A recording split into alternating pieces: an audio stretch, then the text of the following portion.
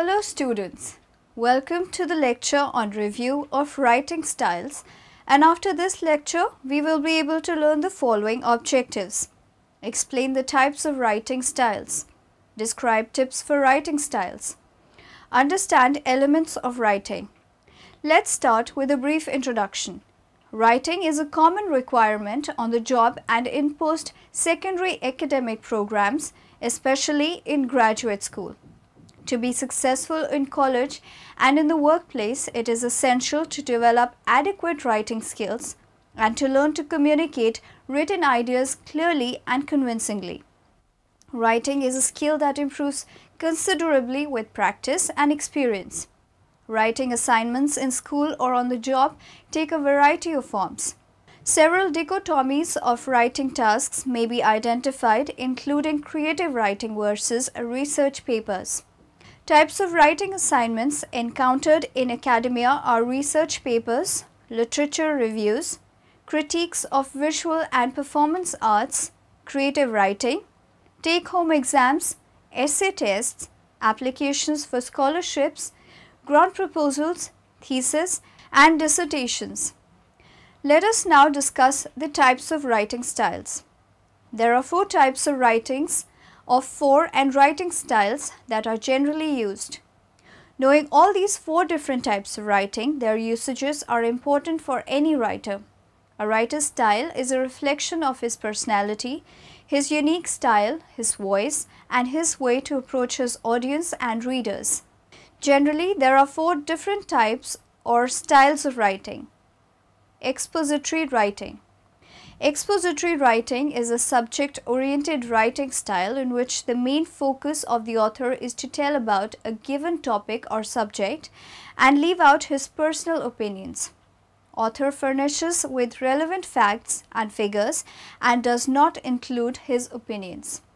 Key points. Expository writing usually explains something in a process.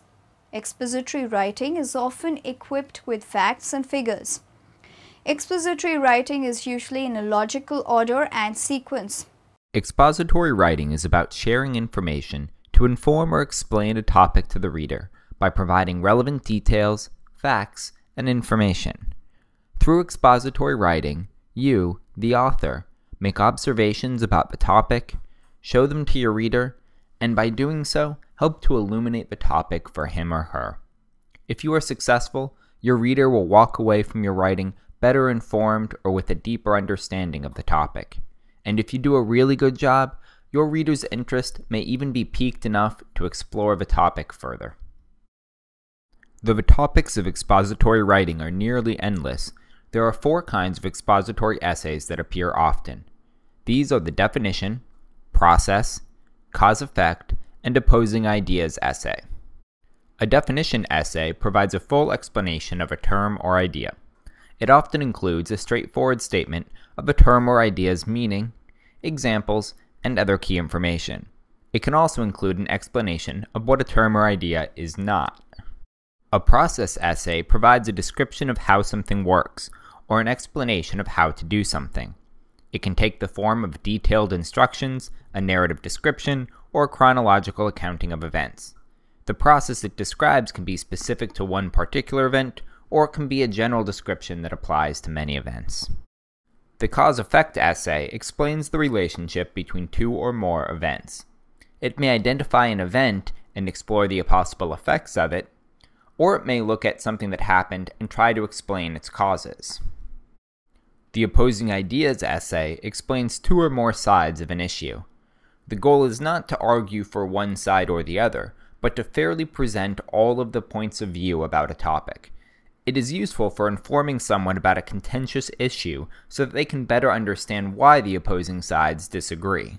These are several good reasons for writing an expository essay. But why might you write an expository essay about a text? What is there to explain about a work of art or a book? First, expository writing can introduce the reader to authors, artists, or works of which they may be unaware. A reader might know about the Parthenon, but what about the other temples and the Acropolis? An expository essay about the Acropolis could introduce the reader to the Erechtheion, the Temple of Athena Nike, and the Propylaea. It can also be used to throw light on the content of a work, explaining who is in it, where it is located or set, what is happening, what symbols it contains, and so on. Many painted vases depict scenes from Greek mythology and literature, like this one showing Achilles dragging the body of Hector behind his chariot from Homer's epic poem, the Iliad. An expository essay could introduce the reader to the characters, plot, and symbol this vase painter used to depict this scene. Expository writing can also be used to explain the process of making a work, a topic that can be both instructive if one wants to make a similar kind of art or writing, or simply informative if the technique is unfamiliar. While it is useful to know that Romans pioneered concrete construction, a reader might better understand Roman buildings, like the Parthenon, seen from above here, if they know how concrete is made and how it is used to construct buildings. This requires explaining the process of mixing and pouring concrete. It can also show how a work fits with the artist or writer's other works, or the works of other artists or writers from the same period, culture, or region. Roman temples draw heavily from Etruscan and Greek designs, so explaining the elements of Etruscan and Greek design and how they carry into Roman designs can make their influence on Roman temples clearer. Lastly, expository writing can highlight and explain the relation of a text to life, science, history, religion, or any other range of topics, or what we might call giving context to a work. An explanation of Rome's shift from a republic ruled by the Senate to an empire ruled by deified emperors helps to explain the prevalence of portraits of Roman emperors, like this bust of Augustus, and the tendency to depict them as youthful, idealized men, giving important context to a work like this one. What kind of essay you choose to write, and your purpose for writing, will strongly influence the structure of your essay, but every expository essay has two main components, the thesis and the support. The thesis tells your audience what you are going to explain, and often gives some idea about the organization or structure of the essay. The support is the explanation, including the details, facts, examples, anecdotes, quotations, and other evidence you use to support your explanation. A good expository essay requires you to know two things well: your topic and your audience. Since expository writing is all about explaining a topic to an audience who is likely unfamiliar with it or looking to learn new information, writing a good expository essay requires you to know the topic well. If you don't know it well, you need to be willing to research the topic sufficiently before you start writing. Often, this means finding more information than you will likely include in your essay. After all, you're not trying to present your reader with just any information, but the most relevant and accurate facts and information about your topic. But good expository writing is not just about the topic. It's about explaining it to an audience. This means that you must know your audience well. Knowing your audience will help you decide how much information to provide, how much background information is needed, what depth of information you should provide, what terms you need to define, and what kind of information your reader will value. For example, a reader who doesn't know anything about Greek temples might need you to explain what the parts of a temple are before you can explain how they were decorated. And they might get overwhelmed if you include too many details, preferring to get a handle on the basic parts and design of a temple before they are presented with too many specifics. On the other hand, an aficionado of Greek sculpture might appreciate a more specific topic, like bronze casting techniques, and might be bored if you spend too much time defining basic terms or giving generalized background information. This reader would likely be interested in more specific details about the process, anecdotes about particular artists and sculptures, and technical information, like how hot the bronze needs to be heated or the exact composition of the metal. Clarity and organization are especially important in expository writing. Writing for your audience, ordering ideas logically, and explaining concepts clearly and concisely will necessarily be an important focus of your writing when you're writing to explain. Descriptive writing. Descriptive writing is a style of writing which focuses on describing a character, an event, or a place in great details. It is sometimes poetic in nature, in which the author is specifying the details of the event rather than just the information of that event happened. Key points. It is often poetic in nature.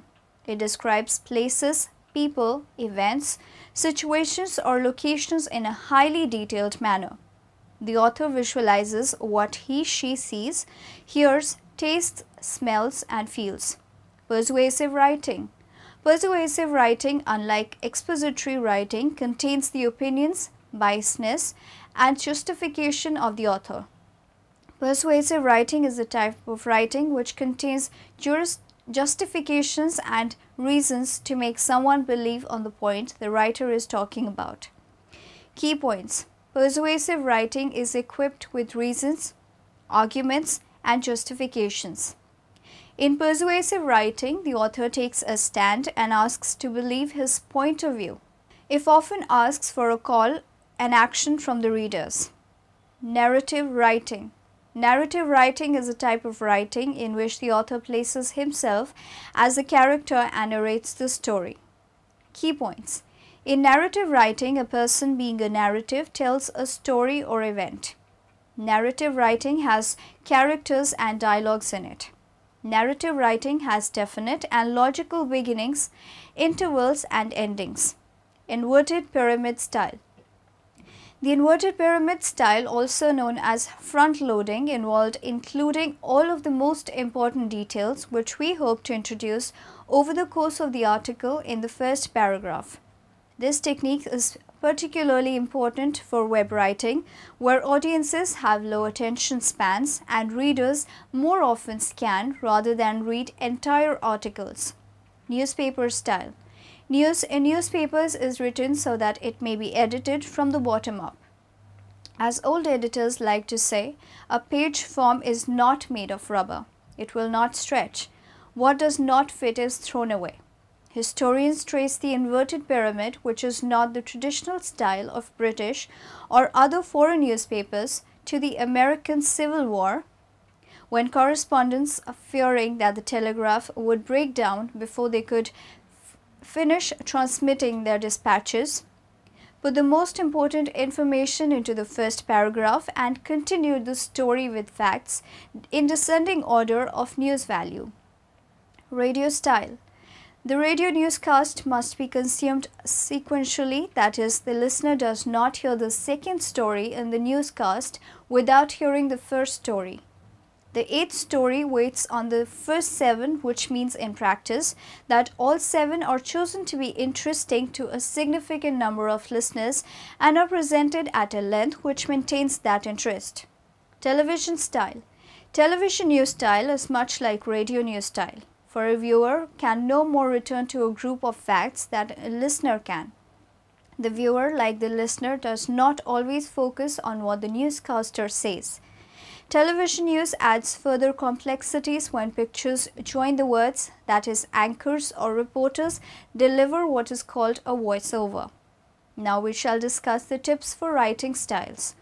The following tips are very helpful for writing a letter, memo, report, proposal, press release, or other business document. Begin with 1 grain of sand. Before we start to write any business document, identify the single idea we are trying to get across. Jot it down in one sentence on a notepad next to typewriter or computer keyboard. If we are writing a news story, this would be the headline. If we are writing a movie, this would be the one-line description in the TV guide. Give the who, what, when, where, and why. Be a reporter. There is basic information all people want to know, no matter the subject. Train yourself to answer in writing all the questions the reader might ask. Everything we write may not have a who, what, when, where, and why, but at least ask ourselves if it does. In good writing, omission of information is by plan, not mistake.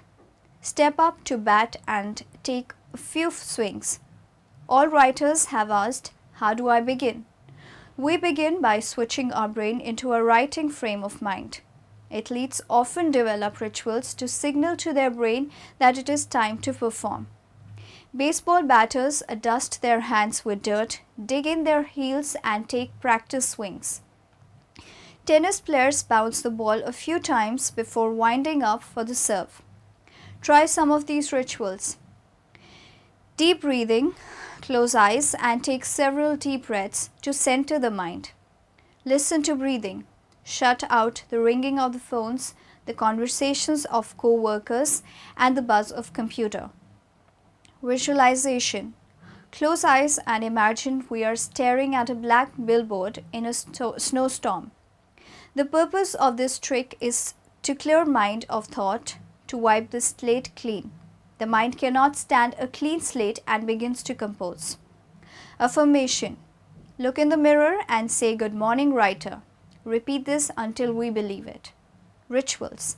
Simply focus inner attention on a task to come. Find one that triggers our writing self. Adopt a plain writing style. It takes longer to read and comprehend a memo written in a bureaucratic style than one written in plain style. Bureaucratic writing buries meaning under run-on sentences, big words, and long paragraphs. On the other hand, plain writing states the purpose clearly, lists major points, includes headings and lists, uses short sentences and paragraphs, seeks to express, not impress, avoids jargon. Keep it short. Effective writing avoids long sentences and long paragraphs. For the same reason, we avoid the long-winded conversationalist at a party. Like the party bore, long sentences and paragraphs do not hold our interest. In run-on sentences and paragraphs, the reader struggles to keep from getting lost. Give the reader a map. If we want our readers to navigate the road of our writing and reach the proper destination, make the going easy for them. Use these devices to make business documents more readable. Paragraphs. Start a new paragraph as often it is logically possible. What is easier to read, a newspaper or a law book? Readers will muddle through long paragraphs and pages of unending text only when they need the information. Bullets and lists. Bullets are typographical symbol, boxes, circles, asterisks, dashes that draw attention to a particular piece of text. Subheads. Use minimum headlines to break up the copy in memos and letters and direct the reader through writing. Do not lose the reader. Remember, it is not only what we say, but how we say it. Be active. If we were one of those people who yawned when our 8th grade English teacher began her lecture on active and passive voice, wake up. What we do not know about active and passive voice may be putting the readers to sleep or making them suspicious of us and our ideas or product. Active. The committee will review all applications in early April. A sentence written in passive voice is the shifty desperado who tries to win the gunfight by shooting the sheriff in the back, stealing his horse and sneaking out of town. Passive. In early April, applications will be reviewed by the committee. Passive writing is popular in business because it helps the writer avoid responsibility and remain anonymous. Customers are suspicious of writing that evades responsibility. Employees and managers distrust ideas that appear more vague than strong. Cut unneeded words and prune windy phrases. If readers respond with "say what" after finishing one of our memos or reports, we may be using businesses and doublespeak. Businesses are language we use not because it is clear or effective, but because we get into the habit of using it. Consider these precise, everyday substitutes for businesses' words. Find out instead of ascertain. Send out instead of disseminate. Use instead of utilize. Plan instead of strategize. Best instead of optimum. Stress benefits, not features. Everything we write in business, from sales letters to budget plans, is intended to elicit a response. We want someone to do something. In the sales letter, we want a client to grant us an appointment so that we can demonstrate our latest product. In the budget proposal, we want the board of directors to fund a new project in our department. Give writing the conversation test. After we have finished writing the memo or letter, read it aloud. Ask ourselves if we would say to reader what we are writing. Wherever our writing is stuffy, wordy or impersonal, rewrite it. Use contradictions to warm up the message and take the starch out of stiff sentences. Delete words, sentences and phrases that do not add to meaning. Make it personal. Speak directly to the reader, human to human. Remember, people don't do business with businesses. They do business with people. Elements of writing. Think about how these elements work together in any piece of writing. Content, organization, structure, style, expression, writing mechanics, grammar and spelling. Content. Content is the information provided through writing. Before start writing, someone should ask himself what he really wants to say about the subject. If he wants to write something about cars, he has to decide what the purpose of his writing is. Is it to explain how to find a good used car? Does she want to present an argument about the effects of his dependence on cars, cause and effect, or he may want to point out the differences and similarities between 2 or 3 different cars as a way of determining which would be the best buy, compare and contrast. Structure. Structure is the way of organizing writing. A clearly organized piece of writing is easy for readers to follow. There are some basics to organizing writing. Paragraphs should have clear topic, sentences and supporting points. Writing topic need a clear thesis and enough evidence to make a good case for the thesis. Style. Once figuring out what we want to say and how to organize it, we have to decide how to say it. Style involves the choice of words, tone, and the arrangement of phrases and sentences that give each writer a unique voice. Writing mechanics. Writing mechanics refers to the correct use of grammar and spelling. As we build our ability to generate ideas and develop them into paragraphs and essays, we will have to edit our writing for punctuation and sentence structure according to the rules of standard English grammar. Basic tool of writing. The writing consists of the basic tools which are as follows: sentence structures, simple, complex, compound and compound complex. Sentence types: declarative, interrogative, imperative and exclamatory. Parts of speech: nouns, pronouns, adjectives, adverbs, verbs, conjunctions, prepositions and interjections. Use of the comma. Overuse and underuse of the comma are both problems that a writer has. Commas should be used for clarity, that is, to separate items that would be confusing if they were not separated. Agreement. Getting verbs and subjects to agree in number and especially getting pronouns to agree with their antecedents are among the most common problems that students have with their writing. Apostrophe. Proper use of the apostrophe is the mark of an intelligent and well-educated writer. The apostrophe is most often used to indicate possession. It is only rarely used to create a plural. Comma splices and run-on sentences. The joining of 2 independent clauses with only a comma is another common problem among writers.